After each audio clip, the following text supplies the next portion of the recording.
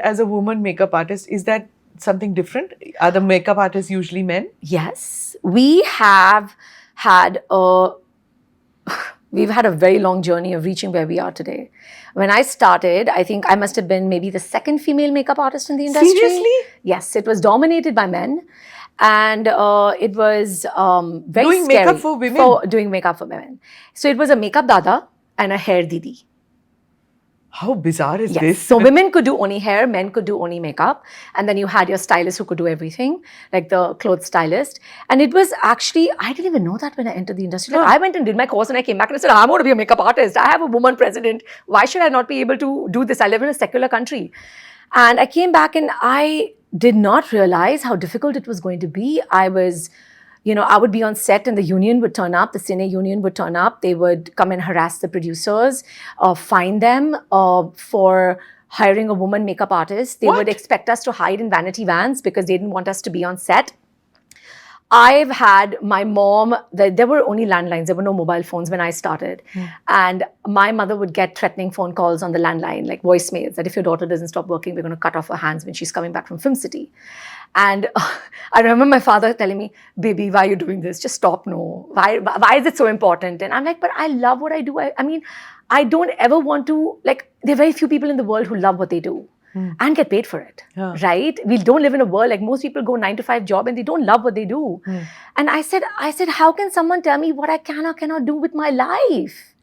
I said, I live in a democratic country. You cannot tell me what I can or cannot do. So this is union bazi? I was union bazi and I tried to fight it for very, very long. Then finally in 2014, we won in the Supreme Court. You went to court against the union? Yes. So it was a very long fight. It was Sessions Court, High Court, then Supreme Court. And finally, when we won it, I remember I had unfortunately lost my father and I was up north and I get a call from the union that we're waiting for you. I said, for what? They're like, for you to come and get your card. I said, I'm never going to get your card. I said, I have the Manse card. They have supported me as a woman. I have been dragged out of Filmistan, like dragged by these men. And I've had to call Goregaon police to come and protect me and my team, when we were doing films. It was very eye-opening. There was a point where I was told, literally by the union, that you're never, ever going to win this case. And I'm looking at them and I'm like, really? Like, why? What do you have against us? And, it was so heartbreaking for me being a woman today to actually sit on a set in Karjat. I was sitting and one of my actors said, you know what? I'm fed up of having these union people turning up. Let me sort this out for you. It was this amazing male actor who I absolutely love. And it was we had like a 3-4 hour break. So he called the union and we were shooting over there. And he said, you just stand behind me and keep quiet and just hear them out. I said, okay. We're standing behind and we were hearing them out. And it was the men and the women, so the hairdressers and the makeup brothers who had come from the union. And they were so angry. They were so angry at me. They were so angry at me. And they were like, it's because of you, our sons and daughters don't have work. And it's because of you, you are rich and spoiled. I said, excuse me, stop right there.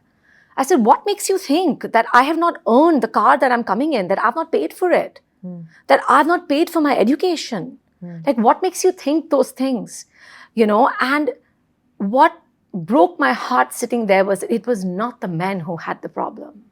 It was the women who had the problem with me working as a makeup artist.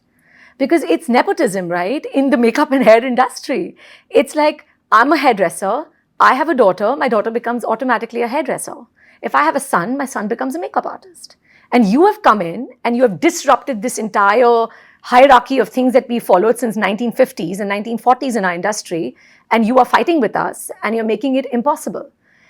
And I remember I stood there and, we realized that we were never going to make them understand any aspect of it. So he said, you know what, thank you for coming. We heard you out. His hairdresser was a man. But they were not harassing him. I mean, technically men were not allowed to do makeup, hair, right? So he was like, thank you for coming. Why can't we sort it out? We tried for 3 hours back and forth. And then, it all got over. Then I got called by other people's managers saying that, listen, why can't you just take a male assistant? Why do you have to have a female assistant? Give the union people, take their sons, give them work. I said, why? I said, the girl who's assisting me is very capable. She's worked very hard to be where she has. Why should I give somebody a chance because that's what the industry is asking me to do? I said, I'm sorry, I'm not going to agree to that.